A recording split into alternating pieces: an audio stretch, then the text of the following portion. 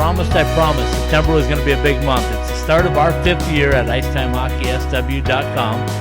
As we go through this next season, we're going to talk to a lot of different people. I wanted to spend the month of September, though, talking about difference makers in the Desert Southwest. So why not bring in Brendan Shaw, who's probably one of the biggest difference makers, at least in the state of Arizona, if not everywhere. But Brendan, first of all, welcome in. Thank you so much. So tell us right there. I know you're with the Junior Coyotes now, coaching a couple of teams, but what's been going on over the last few years for you? Well, I'm just getting back into it. I went through some family issues and kind of had to get settled back into where I wanted to be. And, you know, after a 4-year hiatus, I'm back and I'm coaching and I'm excited. When you say you're back, you mean you're really back because you're big time into hockey again. But before that, before you got back into this again, tell us what things were like way back when with polar ice and stuff like these names I'm going to throw out there that people way back will know and maybe some people that won't know. Yeah, absolutely. You know, there was, as we've talked about, a guy like Jared Olson or, a guy like Brad Berman or there's countless amounts of people. But, again, we're at the ice den today and, people like Taylor Burke and Michael Hearn, everybody has blazed the trail along with the Jim Rogers of the world. And there's a lot of people that need to take a lot of credit for the success that we've had in the state. The last Sunday special I did was with Randy Exelby, and he went back to 1994, told me when he opened his first store, a 400 square foot store in Peoria, and there were only 3 real permanent ice rinks at that point. He used to play with the Phoenix Roadrunners as a goaltender and had a little sniff, I think, with Montreal at one point. But tell us a little bit about the growth of hockey and what you've seen in your time down here. Well, it's incredible. I mean, I think back to when I came out here with Polar Ice. And when I started with Polar Ice originally, we were in New York. Right. Because ultimately the guy that started Polar Ice was the owner of my junior team in Rochester, Minnesota in the USHL in, I think it was 93. And from there, he said, we're going to come to Arizona. And from that place and that point, I walked in and said, this is incredible. Like, how are we going to do this? But now, look at us now. And we're one of the fastest growing states, and we're doing some really successful things. I always like to do this in 3 segments, the past, the present, and the future, right? Mm-hmm. And when we look at the past, there really was not much of a past. I mean, it started from scratch. Randy was talking about not only the store, but just getting guys equipped to skate and stuff. And now, as we look to where we are now, I mean, a lot of guys have retired. They have kids. They're playing in the program here. They're coaching here. What's it all been like? Well, that's the exciting part is the people that are giving back, the Derek Morrises, the Ray Whitneys, the Shane Doans, the Steve Sullivans that have chosen to stay, live, and commit to that ultimate growth of these programs. It's fantastic. Okay, so I'm going to ask you, way back when you're at Polar Ice and you saw these guys skating and you saw a little bit of talent, I'm sure, from some kids. Tell me about some kids that blossomed that you were going like, I didn't know if these guys are going to blossom or not, but now look what they're doing.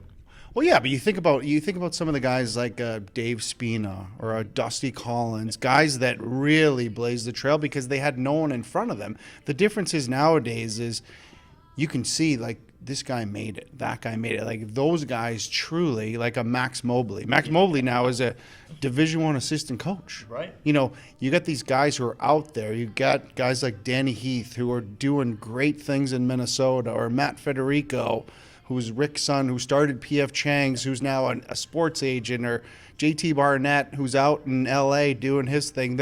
There's a lot of exciting things going on, and that's the exciting thing for me is not only can you pass on the knowledge, but the next generation, they're way smarter than I was because they're learning things that I didn't learn until I was 25 when they were 12, and the acceleration just comes faster and faster.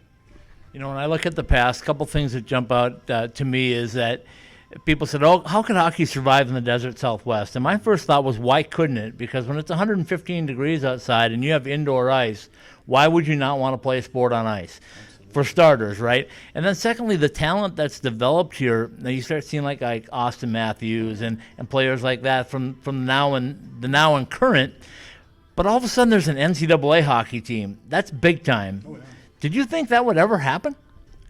I mean, I sat with Greg the other day, and just every day I talk to him as much as I possibly can to say, how are you doing what you're doing? But I mean, was a visionary for what he thought and what he was capable of. And I just saw he just got re-upped for a contract extension. So good for him. So you remember the days of NCAA hockey at Northern Arizona, right? Oh, yeah. And I talked with Randy about this in the last show. I said that disappeared, and people thought, that might really hurt hockey in the Desert Southwest. And then all of a sudden, ACHA programs started to build and get stronger, and people remember U of A and ASU battling back in the early 70s and 80s. Then all of a sudden, Greg's team wins the national championship, and the next, boom, 6 months later, they're playing NCAA hockey. When you think back to even like a guy like a Mike DeAngelis or Jeremy Goltz, like the amount of work that everybody put in to expand and grow the game in their own aspect is incredible. And everybody deserves credit because not one person can truly move the needle.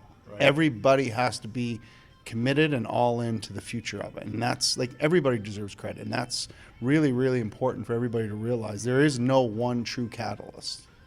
And it's not just people, though, is it? It's got to be a cooperation between businesses, corporations here, the NHL, a lot of different facets all come together. And one thing I always talk about in the hockey world is everybody gets along, right? I mean, I was up in Vegas this summer, ran into Kenny McCudden from the Blue Jackets. Right. He's doing a camp for UNLV, right? And I'm going like, you're out here in Vegas's ice in the middle of summer with your Blue Jacket stuff on. Sure. He goes, it's okay. It's summertime. We share.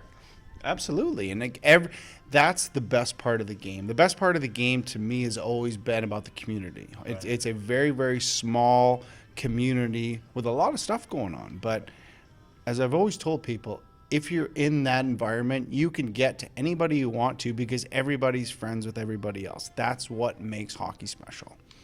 Okay, so we talked a little bit about the past, but I want to talk about the past sides and rinks because you're familiar with the Polar Ice, the way they started and turned into the Ice Den and all that. But how does a community, and I'm going to use Tucson as an example, how does Tucson get that first full-time rink, and how do they build it from there in your estimation? Well, I remember back when I first moved to Arizona, there was a facility. You know, so we take from that place, and I think the more that they do what they're doing in the grassroots, like I was at the seeding tournament last weekend, and there was a Tucson team. So there is a market, but it's not easy, and it takes time. It's like I think back to Vegas and the work that Kirk Brooks did to build all that out. And like people forget, and they say, oh, you know, the Golden Knights. I said, well, Kirk Brooks was doing 15 years ago. He was the driver to build the Zuckers and his son, and then he brought in Pokey Reddick, and all these guys are involved. But like, it takes a real catalyst who is committed. So I think ultimately all those things to build that market are super important. All right, let's take one quick break. Let's come back in. We're going to visit with you a little bit about the present right now because there's a lot of things happening in the present. For sure. We'll be right back. Pre-game like a pro, post-game like a champion at College Bar and Grill. Located across the street from the iconic A Mountain and Sun Devil Stadium and a quick walk from Wells Fargo Arena, College Bar and Grill is your home for the best local craft beer, delicious creative cocktails, tasty food, and Tempe's best atmosphere for Arizona State athletics. College Bar and Grill. Pre-game like a pro, post-game like a champion. Online at ilovecollege.co. All right, we're back here on the IceTimeHockeySW.com Sunday Special. I like to call this, Brendan, a conversation, right? Because this isn't really about the nuts and bolts. This is about just talking hockey. We can talk forever on this. Right, exactly. So that's why we sent the first segment talking past, because I think it's important to know where we came from. Sure. Now we're in the present, though. And when you look around hockey in the Desert Southwest, and I always include the Desert Southwest because Vegas is kind of a loner out there. They don't really have much in Nevada for them, but NHL hockey is there. We hope there's going to be someday a rivalry between the Golden Knights and the Coyotes and their youth programs and things like that. So tell us a little bit about your estimation about the present. Where do we stand right now from youth hockey on up?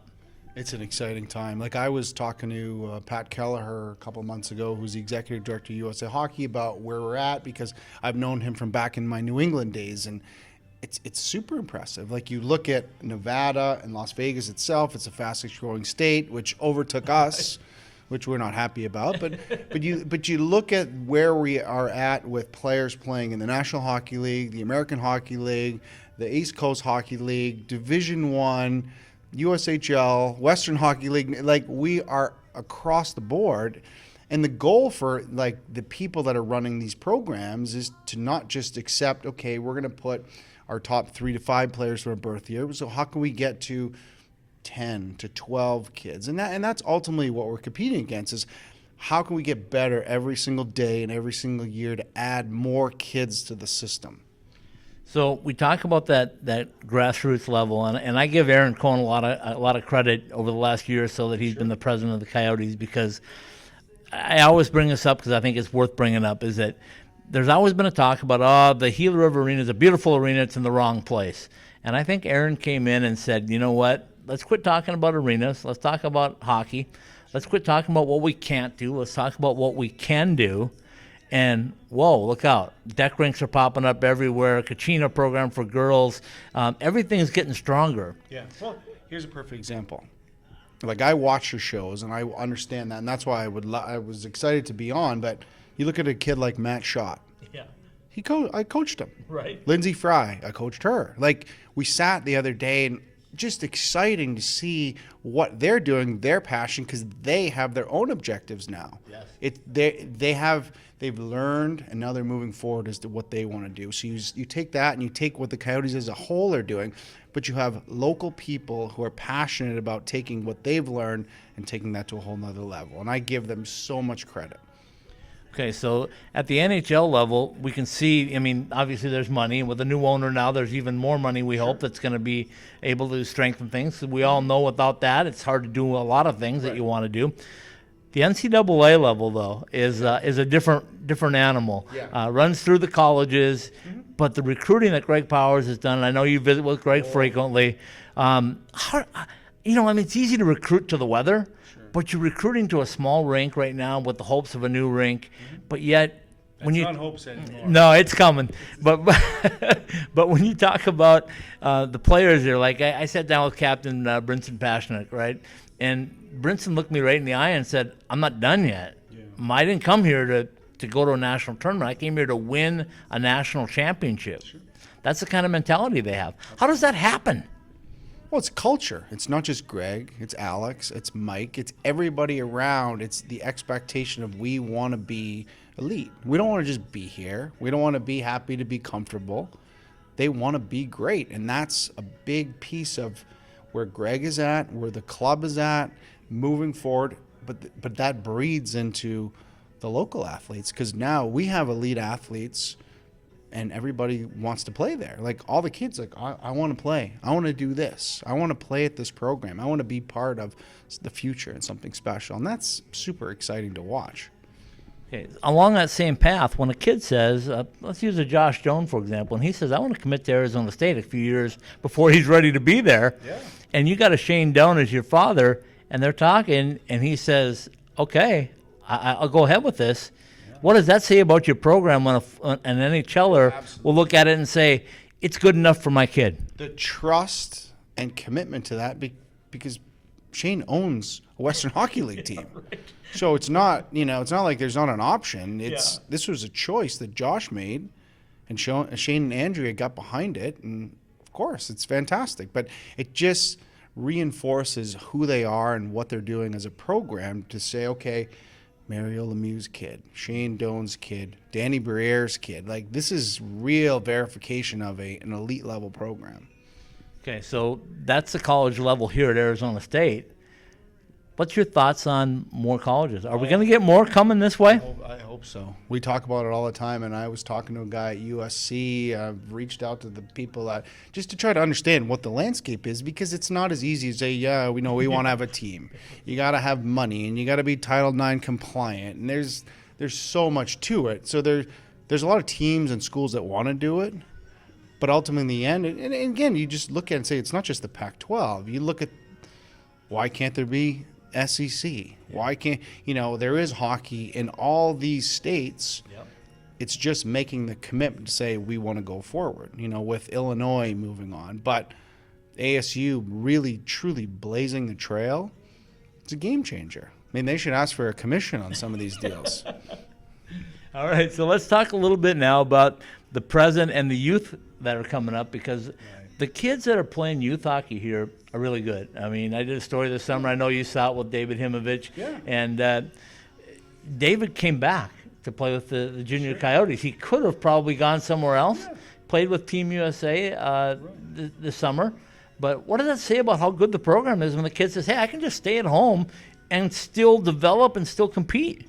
Absolutely, and that's, for a guy like me, that's all I ever wanted. I remember when I moved here, I always said a lot of kids would leave. When they would leave when they were, say, 14, if they wanted to blaze the trail and they wanted to make it, there wasn't a viable option. And for people like myself or Jason Wright or the people that were really involved, Kirk Gore was involved, it was, how do we get it so the kids don't have to leave home at 13 or 14? Can they stay as long as they possibly can? Because these years, that's what parents don't realize. They don't come back. Right. Once your child is gone, they don't come back. It's understanding how much of an opportunity we have and how much we can be successful if we're all committed to it, and that's the process. Okay, so you work at the youth level, coaching a couple of teams. Yeah. What's it been like watching those kids that participate on your teams get better and better and better? And has it been summer camps, or has it been the coaching, or has it been a combination? What's made those players better? Well, I think it's a lot of pieces. The level of the directors, like a Kenny Karup, like a Mark Fritchie, like a Jeremy Golds, Brad McCaughey, Jim and Justin Rogers and what they're doing, Ron Fillion, what he's doing. Like, you're talking about elite level people that are passing down a message and a knowledge. And, for me, haven't been involved in 4 years, and I walk out and look at this coaching staff, and I'm like, wow, right. It's impressive. And that's the cool part. And the best part for me was everybody is committed to what they're trying to do and committed to their craft and want to get better. And it's not just on the ice, it's off the ice. It's how are we eating? How are we training? Are we really committed to being great? And that's truly what is really special to me, is just to look at the commitment of people saying, I want to be here in Arizona. Okay, so that leads me into something. When I look at Arizona State, and I watched last year and the year before, and I watched the growth of that team, and I talked to their strength and conditioning coach, Leanne Blinn, and I said, what are you doing to these guys? And she went through a strict regimen and what, but she said, you know what the most important thing is? The players have bought in. Right. They all want to be here. They all want to be going through the training. It's not that, I don't want to do the off ice anymore. It's like, I need to do the off ice to compete, to be better, to make this roster. Absolutely. Same thing's happening at the youth level, isn't it? I was just with Jamie Ram, who played in the National Hockey League, and he's a coach, and his son just ended up committing to a junior team. And what he explained to me was our off-ice program, what his son has done for the last 5-6 years, he was the best player in terms of the off-ice training and fitness and conditioning from what he was getting here. Right. Because ultimately it came down to this. Way back when, we were always chasing because we were trying to catch up to, first it was trying to catch up to LA, then it was trying to catch up to Colorado, then it was trying to catch up to Chicago, then it was trying to catch up to Detroit. Well, we had to, turn that wheel much faster, and now as we catch up, in a lot of levels our programs are better and more refined because we had to be. Right. They weren't going to slow down and let us catch them. Yeah. They were like, here we are, come play. I remember the first time in the Tier 1 Elite League, and you're talking about guys like Jacob Trouba coming in and Kirby Reichel. And, I remember playing against Galchenyuk, and there's always a great story that we played against our team, and he scored 4 and we lost 4-3. But, those are the type of players that our kids are playing against. Right. And that you have to. If you don't go and do more than them, you're never going to catch up. All right. I also want to talk a little bit about the professional side of things. And when I say that, I'm talking about offside, and I'm talking about hockey professionals in business. Sure. Tell me a little bit about that program. It's exciting, and it's really on the rise, isn't it? Yeah, it's really exciting. So Hockey Players in Business started off as just a LinkedIn page. Right. 42,000 members across the board. And what Hockey Players in Business did is they said, okay, we want to start these localized chapters. And they started in the core markets of Ohio and Detroit and Chicago and Boston and New York. Well, they came to me in April and said, well, we want to start a Phoenix chapter. And I said, absolutely. It's right in my wheelhouse. It's my network. It's my people. And I'd love to have that on and be the president. Well, we're 3-4 months in, and we're now the 5th largest chapter in the country and looking to move up bigger and faster. And our next event is going to be Wednesday the 18th at the Sandbar at Desert Ridge. So what we're trying to do is, again, it's hockey players and it's business. It's trying to help people grow their brand, grow their business, network with people. And the best part for me was it's not just about elite. It's not just about really successful in business. Because when I first was out there marketing it, everybody would say, well, either I'm not good enough at hockey or I'm not successful enough in business. And I said, well, it's not about that. It's about being in the right environment to grow and develop your brand.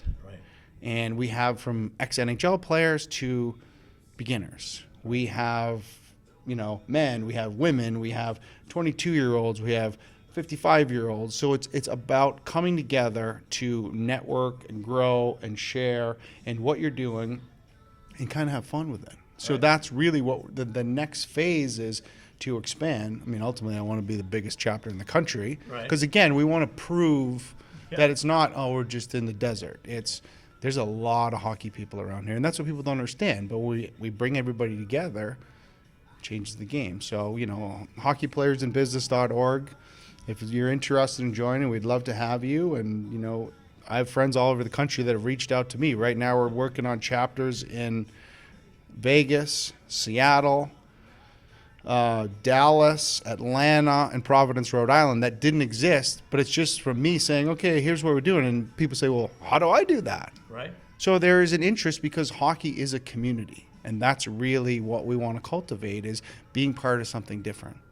Well, I think you just recruited one more in myself, because as I started this, I look back and I said, what was I going to do? I talked to Greg after they won the ACHA, and I thought, there's a possibility. Then I knew Vegas was getting a team, or I had a good inkling that they will. And I looked around and thought, what can I do to grow the game? Being a Minnesota guy, played the game, grew up with the game. What can I do to grow the game from the media side of it? And one of the things that came to my head was that there's not enough exposure. Like look at Greg's team. I mean, there's no reason why a team that's made the national tournament at NCAA hockey shouldn't be all over everywhere, right? And they're not getting enough publication. And I can't really scream at the media because a lot of them just don't have time or space. So I thought, I'm coming on board to do time and space. Well, I had a 10-year plan. I'm in my 5th year right now. Part of my plan was I knew that I was going to have to do the grunt work, if you will, get out there, get a name for myself, start doing stuff. But now it's time where you got to make money, or you're gonna not do well. You're putting the miles on. You're back and forth, and you're meeting with great people like Econ and people like that. And I'd love to introduce you to somebody like a Cody Castro. I don't know if you ever met him, but he's a former player from here, played pro, and now he's doing his thing up in Vegas as well. So there's a lot of a network out there to kind of help, and everybody wants to see each other be successful. That's the best part. Absolutely. Let's take another quick break. Let's come back and talk part 3, which I call the future, because I like to look into the crystal ball and see if we can predict 5 or 10 years down the road what happened 5 or 10 years ago. Absolutely. We'll be right back with Brendan Shaw. Hey, Michael here from M-Drive. My dad, a world-class scientist, actually made M-Drive for himself to stay active and continue enjoying life. And yes, M-Drive supports healthy testosterone, but it's so much more. M-Drive is the everyday supplement to fuel your drive with more energy and more strength. Listen, we'd love for you to try M-Drive too. Visit mdriveformen.com and we'll give you 20% off your first purchase. Just type in the code DRIVE at checkout. Refine your prime with M-Drive. All right, welcome back into Hockey Talk in the Desert Southwest, the Sunday Special. I kept Brendan Shaw around for a little longer. It's home away from home here at the Ice Den in Scottsdale, but I kept him around a little bit longer because here's what I think might be the most important segment of our whole conversation, and that's the future, right? You got a crystal ball in front of you. I've got a crystal ball in front of me. Let's just hash this out. What's going to happen? And let's start with 5 years. Where do you see NHL hockey in 5 years in the desert? Are we seeing playoff teams consistently, or what are we going to see? I think without question. I think with the people that the team has surrounded themselves with a Rick Tocchet, with a John Chaika, with a Steve Sullivan, Aaron Cohen. I mean, you're talking about people that want to make a difference and want to be great and are committed to making this a success. And I think with the new ownership group and all the passion, but also the young people. Right. I mean, half the battle is we've now created fans. Yeah. You know, hockey came here in '96. So you say, you know, the late 80s, now they're adults. They have their own disposable income. They now have their own kids. They're now going to start coming to the game. It's different. You know, when everybody first came here, you got your Red Wings fans and you got your Blues fans and you got your Blackhawks fans. We now have our own fans that are raised to be Coyotes fans. And I think that's a big turning point is, one, they're going to get behind it, but two, they grew up wearing the colors of the team. They're not a transplant anymore. I want to ask you about that because the Kachina is making a comeback, right? And when it first came out, the NHL, I remember people from other NHL communities going like, what is that? Where did that come from?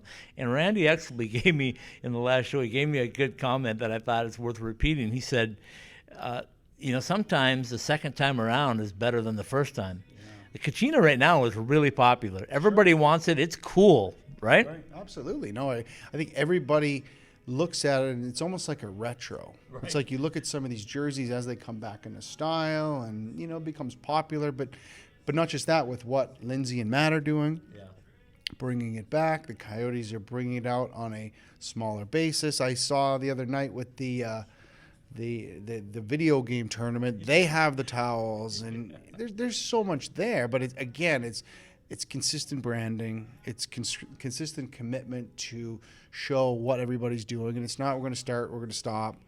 They're doing it. And that's, I think, proving it to the fans that it's here to stay. Okay, so the NHL's got a foothold, I would say, in the Desert Southwest. The AHL is starting to grab a foothold down in Tucson. Yeah. I think another rink is probably a full-time rink is maybe really important down there, and maybe with Mr. Morello at charge now of the Coyotes, that could happen. But how important is that to develop American Hockey League in the Desert Southwest? I think it's huge. I mean, I think because it's a different price point for the fan base, it's the ability to see, but it's also the ability to move players up and down. Yeah. You think before when they were playing in New England, like you're not getting a game day call up for a guy that gets hurt, but it's also for the scouts. You know, there's an economy of the whole thing to make a decision where once all these teams in the West chose to stay out West, I think it's benefited everybody. But that's also the same thing in the amateur level is, you know, there's the Colorados and the Texases and the LAs and the San Jose's and the Anaheims. These teams are working together to grow the game because they have the same objectives. It's different in Boston or New York. That's how you grew up. I mean, the battle is much different out here, and I think that's a huge piece. But to commit to Tucson, I think is really important. And the nice part is I have former players, you know, like a Brian Slugocki, who's now a coach, who played there, was an elite player, or a Jeremy Goltz, who played down there, was a really high-level player, and now he's successful, and now he's coaching. But it passes everything on. But, you know, that has to be committed to for the long-term success of the program. All right, I want to throw this out there because we know that NCAA hockey is going to grow, right? It has to. There's too many players for the stalls right now. But one of the things that people talk about, especially with millennials, is the attention span, right? Yeah. They all want to play video games, and we just saw the video game tournament, and we talk about some of these guys that are really good at video games. As a coach of a youth level program, how do you get the kids motivated to use that physical activity?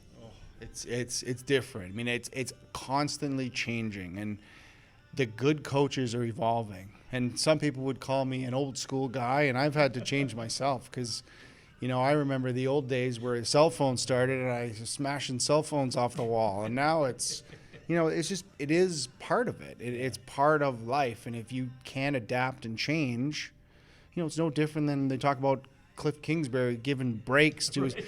At the beginning, people are like, that's crazy. But in the end, it's about how the players perform. Right. you have to adapt, and you have to get them to commit, and you have to be different, and you have to think not as, well, this is the way it's always been, because you're never going to be successful if you stay in that stone age. You have to say, okay, how can we get better? How can we become more advanced? How can we align with the players to make them understand? But not saying, well, this is the way we did it in the 70s or 80s. It's not the old Herb Brooks It style. didn't you mean, where exist. you can grind it into it. Correct. Or,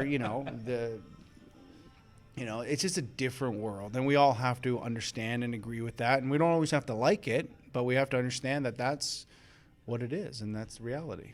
Okay, so I'd be remiss if I didn't talk about the women's side of things, because it's growing exponentially. I remember sitting down with Lindsay Ellis at Arizona State when she told me she was starting an ASU club team 3-4 years ago now. I remember her showing me pictures of stuff in her house because she didn't have a space to put anything. Now all of a sudden it's exploding. What's going to happen in your estimation to women's hockey down here in the desert Southwest? Well, I think you should see the same growth rate. It's just a little behind. But even at that, you look at, we've done a lot, and a lot of elite level players. Yeah. You think about like a Carly Turner right now. You think about, I can't remember her last name, but there's a lot of players playing in the NWHL, Division I college, and that's with very, very limited support because they have no choice. Once they get to checking, what are they going to do? And a lot of them are going to other places because we haven't fully evolved. But I know Lindsay and Matt are really pushing hard to build something similar to what we did with P.F. Chang's. I mean, when I sat down with Rick Federico and Jim Johnson, it was, we want to be able to keep these kids here. They made a huge commitment to build P.F. Chang's, and that was a huge catalyst to get to Tier 1, which launched these players. And this is the same thing. Kachina's are a P.F. Chang's remake. It just looks different, but it's the same. It's how can we create the incubator to move faster to help our players develop? Because the athletes are here. Okay, so let's wrap things up with the overall. And like I said, I kind of skipped around with the NCAA part of it because we all know that talent level is very good. But if you had a crystal ball in front of you right now, 5 years from now, are we going to see 1, 2, or none in extra teams in NCAA hockey? That's so hard for me to say because I think everybody understands that there should be, but the constraints of finances, the constraints of Title IX, but I know the commitment. But I also look at, if we're talking truly about the Southwest, it's not just Arizona. You're talking about, there's a Colorado, there's UNLV, there's UCLA, USC, Stanford, Oregon. There's a lot there as a group, and if they work together, they'll be successful. If they kind of piecemeal it together, it's different. But it takes a commitment, but it will only speed itself up. But I would only hope that and expect that to happen because hockey, I think, is the number 4 revenue sport in all of the NCAA. I was told at ASU it will be, if it isn't already, as soon as that arena's ready on campus, it'll be the number 3. Right. It'll follow football, basketball, and hockey. Right. So you take that and you say, okay, we're top 4. We're actually a money-making sport. Right. We can self-sustain, but it's just getting off the ground and building. But ultimately, the more people that stay, the more people that play, the more people that commit, it's endless. And with people like Greg and Alex and Mike there and what they're looking at with the athletic department, I mean, I've sat with some of them, and they're committed to making this successful because they understand what it can become. They're also a trailblazer. Absolutely. Well, I appreciate your time, Brendan Shaw. I know you got more news for me down the road at some point, and I can't wait to sit down with you. I just want you to be successful, so I'm happy to be a part of this. And I always got good stories. I've been doing this for too long. I could sit around all day and talk about hockey. I hear you. I appreciate you coming out with us on another Sunday special. Stay tuned again next week, folks. We'll have another great guest. We'll talk some more hockey for a little while on Sunday night.